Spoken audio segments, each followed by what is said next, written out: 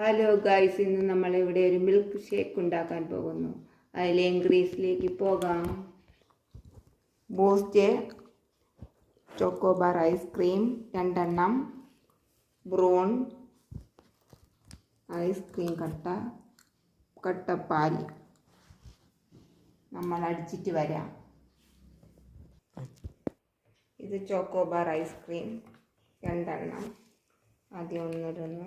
നമ്മൾ അടിച്ചിട്ട് വന്നു. ഇനി നമ്മൾ ഐസ് കട്ടയിടുകയാണ്.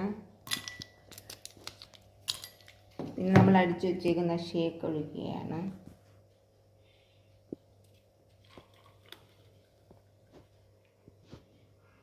ഇതാണ് നമ്മുടെ മിൽക്ക് ഷേക്ക്. അതിൽ നമ്മൾ ഈ കട്ട